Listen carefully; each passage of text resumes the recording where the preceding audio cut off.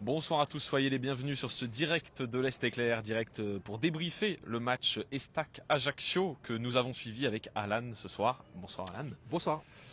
On va analyser ce match ensemble, vous donner les réactions, quelques petites infos suite à la composition d'équipe et revenir sur les événements marquants de la soirée. Voilà, vous en avez l'habitude, c'est interactif pour 10-15 minutes. Posez-vous avec nous, on va analyser ça ensemble, n'hésitez pas à mettre vos messages.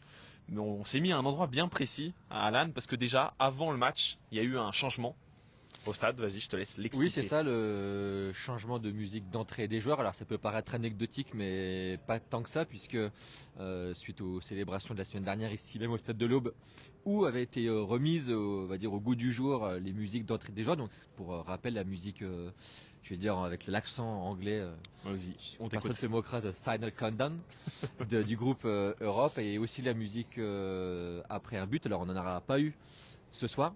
Mais en tout cas, voilà, une musique remise au goût du jour, et l'information, c'est que ça sera de manière pérenne, puisque jusqu'à la fin de saison, au moins, ça sera cette musique célèbre, mythique, et qui rappelle voilà les grandes heures du club troyen, qui va accompagner donc l'entrée des joueurs ici même, entre le vestiaire et la pelouse. Voilà, c'était la petite...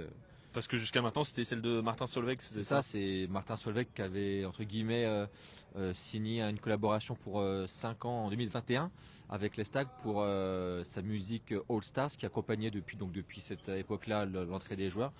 Mais voilà, il n'y avait pas d'obligation de l'Estac de automatiquement utiliser cette musique.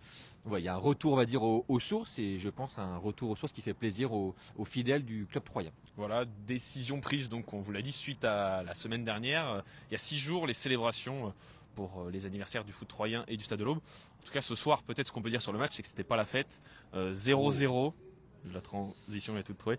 Ouais. 0-0, triste match contre Ajaccio, qui était vraiment venu chercher le match nul en plus. Ouais. Et l'Estac a pas réussi à les mettre en difficulté. Non, bah en fait c'est un peu ce qu'on voit de cette équipe troyenne face à ce type d'adversaire-là. Un adversaire qui propose un bloc compact et regroupé, et bah, l'Estac, on sait que ses forces ce sont les comptes, ce sont les espaces, avec ces deux flèches sur les côtés qui sont quand même depuis là 2-3 semaines assez empruntées, mais vraiment beaucoup de déchets techniques, pas de rythme. Ils n'ont pas réussi à emballer cette rencontre, et puis plus ça allait et plus Ajaccio était conforté dans son schéma de défendre bien son but. Voilà, ça a manqué de justesse, de créativité, de tout ce qu'on veut pour mettre à mal un plan défensif comme celui des Corses ce soir. Sachant qu'en zone mixte, donc pour vous expliquer, la zone entre le vestiaire des joueurs et la sortie et les bus, donc là où tous les joueurs, les 22 acteurs, même plus les remplaçants, passent. Et du coup, nos collègues corses interviewaient les joueurs corses. Et il y en a un d'entre eux qui disait oui, on était venu défendre bas, il nous manquait un point pour le maintien, pour quasiment assurer notre maintien, pour être à 38 points. On était venu pour défendre, on les attendait, c'était notre jeu, c'était vraiment ce qu'on voulait faire. Et il y a même un journaliste corse qui leur a dit est-ce que quand vous avez vu que vous y arrivez bien, vous vous êtes pas dit on va attaquer plus? Et ils se sont dit, il a répondu, alors j'ai plus les mots exacts, mais non, notre je sais pas comment on dit, notre schéma, Oui, leur stratégie, de toute notre façon, stratégie, était c'était claire. de faire ça. Dès le départ, ils étaient en bloc bas, et en plus, ça collait bien, on l'a dit, aux lacunes troyennes, c'est-à-dire, encore une fois, de manœuvrer face à ce type de bloc-là. Donc, effectivement, Ajaccio est virtuellement maintenu, c'est ce qu'a dit l'entraîneur aussi de Thierry Debesse. Pour en revenir à l'Estac, il faudra maintenant conclure ce maintien la semaine prochaine à Clermont. Puisque peut-être, je pense qu'il faut lire aussi cette soirée au regard des résultats sur les autres pelouses de Ligue 2, parce qu'effectivement là on reste un peu sur la déception, comme tu l'as dit, la tristesse aussi un petit peu de ce match un peu sans grand relief, sans grande émotion. 0-0, des erreurs techniques. Voilà, ouais. c'est ça, on s'est ennuyé, faut dire ce qu'il est. En revanche, quand on regarde ce qui s'est passé en bas de classement, et je pense maintenant à 4 journées de la fin, c'est quand même c'est quand même la priorité aujourd'hui. C'est vraiment ça.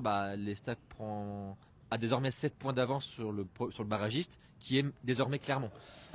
Égalité de points avec Martigues. Voilà, c'est ça. 17e. Et on peut rajouter un point aussi, avec la différence de but largement favorable à l'Estac. Donc on peut dire 8 points à 4 journées de la fin.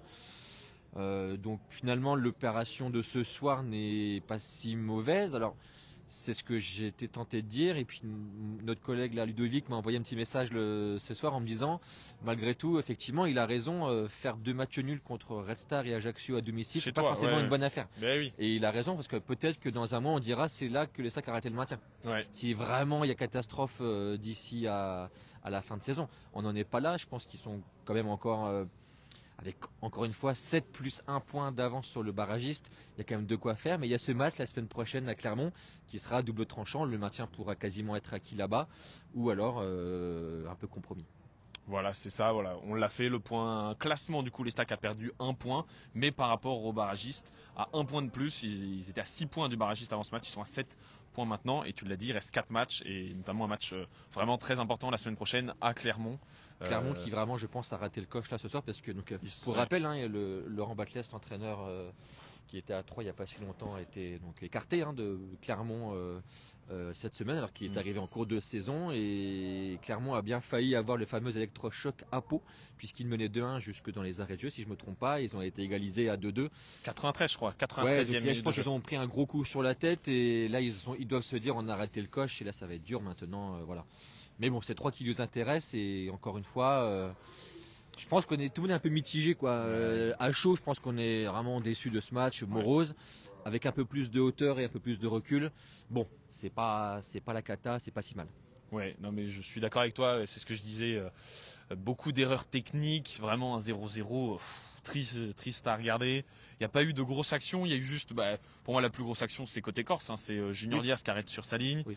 Il a fait plus d'arrêts que les maîtres ce soir, parce que les maîtres a eu 0 arrêt à faire, et il a fait un bel arrêt, Junior Diaz. Et Junior Diaz était en zone mixte, la vidéo est d'ailleurs déjà en ligne sur le site de l'Estéclair, vous pouvez la retrouver. Il a reconnu que même sur le banc, ses coéquipiers lui avaient demandé s'il avait touché le ballon de la main ou pas. Il nous a dit non, j'ai bien touché du pec, torse, je sais pas, mais voilà, en tout cas pas main selon lui, mais c'est vraiment la seule grosse action Corse. Et côté Stack, je réfléchis, il y a eu un coup, il y a eu quelques frappes notamment Changama. Changama, c'est son coup franc spécial, et puis une frappe dans le jeu aussi, un peu la même frappe flottante. Je pense qu'il faut peut-être aussi mettre l'accent peut-être sur les choix, encore une fois, de Stéphane Dumont. J'avais déjà parlé de ça la semaine dernière contre le Red Star. J'en ai parlé un petit peu là en conférence de presse, notamment sur le choix du numéro 9. Donc Elissi a été relancé à Depréville.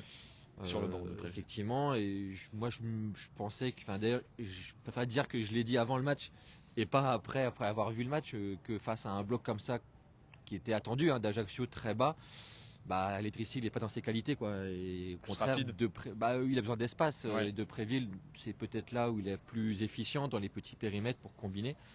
Donc il y a ce choix-là, le choix de Martin Adeline aussi, qui a été préféré à Mohamed Diop, qui pour moi était le meilleur joueur du mois de mars, même si les supporters ont voté pour Flipono qui était malade. D'ailleurs, c'est la petite information qu'on peut donner. C'est pour ça qu'il n'était pas sur la feuille. Il s'est réveillé ce matin avec de la fièvre, pas bien du tout, donc c'est Kanté qui l'a relayé dans le 11. Mais pour redire que Adeline était préféré à Diop, et il n'a pas fait oublier, loin de là, il aura la pire note de main dans le journal L'Estéclair. Quand on parle de d'échec technique, lui qui est censé amener cette touche-là, il a été en fait un peu le symbole des maladresses techniques de l'équipe ce soir. Donc encore un choix pas payant. Et puis après, les choix en cours de match, je persiste à penser que De Tourber rentre trop tard. Alors il rentre à la 85e à peu près, je pense. Alors on va me dire, oui, mais regardez ses entrées, il perd tous ses ballons. C'est vrai que depuis 2 matchs qu'il est rentré, il perd tous ses ballons. Mais moi j'ai une mini théorie là-dessus, elle vaut ce qu'elle vaut, c'est qu'il rentre tellement tard qu'il sait qu'il aura tellement peu de ballons à négocier qu'il veut faire la différence à chaque fois, et effectivement il est en échec. Je me dis qu'avec peut-être 20 minutes, une demi-heure de temps de jeu, il sera peut-être moins entre guillemets pressé par cette volonté de faire la différence, entre guillemets, de se montrer.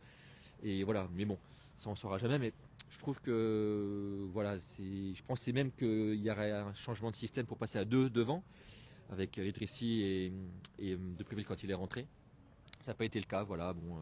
Encore une fois, rien de catastrophique, mais effectivement, il y a peut-être de quoi un peu mieux faire ce soir. Voilà, c'était à peu près tout pour notre analyse. On est revenu sur pourquoi Flipono était absent, la musique d'entrée des joueurs, l'analyse du match. On a fait le tour. Peut-être ce qu'on retrouvera dans le journal de demain, même en vidéo. Notes, alors ça va. Pour le coup, c'est assez extrémiste, on va dire, nos notes, puisque ça va de 2 à 8. Ah oui. Ouais, c'est assez.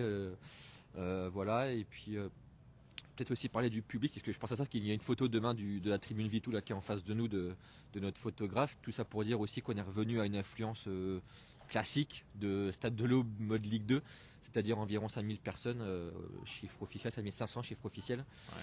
Donc chiffre en fait comme avant la semaine dernière et les célébrations, on pouvait se demander si cette journée de la semaine dernière aurait pu éveiller des envies de revenir au stade de la part des gens. Bon, ça n'a pas été vraiment le cas ce soir et on ne peut pas leur donner tort au vu du contenu du match. Bah c'est ça. C'est que nous, on se disait, il y a eu du coup plus de 17 000 personnes il y a 6 jours contre le Red Star. On s'est dit, c'est les vacances, à 3 vacances scolaires. Il fait beau, un vendredi soir. Pourquoi les gens ne viendraient pas? En fait, quand on a vu le match, on comprend pourquoi ils viennent pas. Oui, et de toute façon, on nous disait le club là que c'était en fait les affluences classiques de Ligue 2, en fait presque peu importe les années, alors dans l'histoire récente hein, évidemment du club. Donc voilà, effectivement le travail sera plus long, mais c'est sûr que ces soirées-là n'aident pas. Même si encore une fois, dans une fin de saison, c'est dur à avoir des matchs emballants. C'est des matchs un peu au couteau, chaque point compte, il y a de la crispation. On sait que c'est à double tranchant, donc c'est rare qu'en fin de saison, on voit du spectacle à tous les étages. Voilà, je pense qu'il faut juste conclure cette opération maintien dès la semaine prochaine et il sera temps d'améliorer tout ça. Notre fidèle Siegfried qui est là, qui nous a rejoint. Bonsoir à toi, merci d'être là. Il a dit, là c'est mort vu le spectacle pour les supporters et il dit que le match n'était pas très intéressant. Après on a vu un peu de spectacle la semaine dernière malgré tout. Ce 2-2 c'était un match ouvert, c'est ce qu'a dit Stéphane Dumont. Il a dit que c'était l'inverse ce soir, un match ouvert la semaine dernière et un match fermé ce soir. Voilà, il y a quand même eu au Stade de l'Eau, faut pas l'oublier cette saison, des matchs spectaculaires. Il y a eu des gros scores, il y a eu de la Coupe de France. Voilà, là on reste comme Siegfried là un peu sur l'émotion du soir qui est un peu terne. Voilà, il ne faut pas remettre en cause non plus trop de choses ce soir. Voilà, c'était les mots de la fin pour ce direct analyse de match Estac Ajaccio. Merci à vous tous de nous avoir suivis. On se retrouve très bientôt. Match dans 7 jours pour l'Estac contre Clermont. Et ensuite, celui au Stade de l'Aube, c'est contre qui? Contre Grenoble? Non, contre Dunkerque. Contre Dunkerque, voilà. Voilà, donc des rendez-vous Estac très prochainement qu'on suivra tous ensemble. Merci à vous de nous avoir suivis et bonne soirée. Bonne fin de soirée.